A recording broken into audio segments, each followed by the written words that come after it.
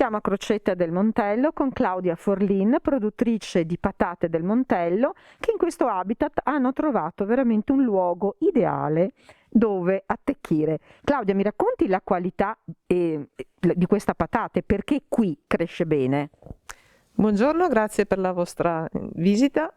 Siamo qui sul Montello, appunto sono nella nostra azienda e coltiviamo patate del Montello da quando le coltivava mio suocero e il suo papà, quindi da tantissimi anni, dai primi del Novecento.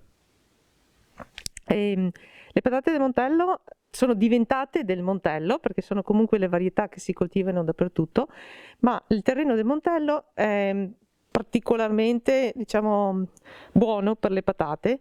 È un terreno che ha i ferretti e che conferisce le caratteristiche della bontà e di una patata asciutta e che viene anche incentivata dal fatto che non si può irrigare. E cosa si può fare con queste patate allora? Beh, dipende anche dalle varietà. Noi coltiviamo da sempre la Bintie, che è una varietà adatta a tutti gli usi, però sul Montello si coltivano le Kennebec, che sono più per i gnocchi, la patata rossa che va da forno, la cornetta che è speciale con il pollo e quindi bisognerebbe comprare un po' di tutto, ma sono tutte comunque buone. Il ciclo produttivo della patata?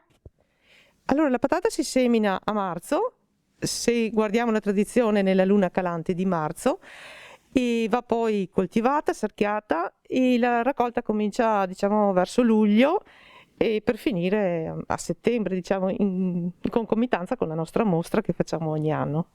Com'è stato il raccolto del 2020? C'è stata una buona produzione, quindi un buon raccolto delle patate belle, sane e buone. E per finire il consorzio si chiama Carantina, perché?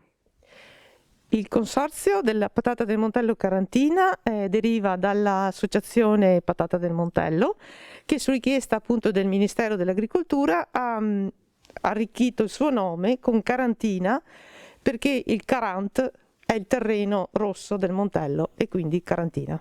Grazie Claudia.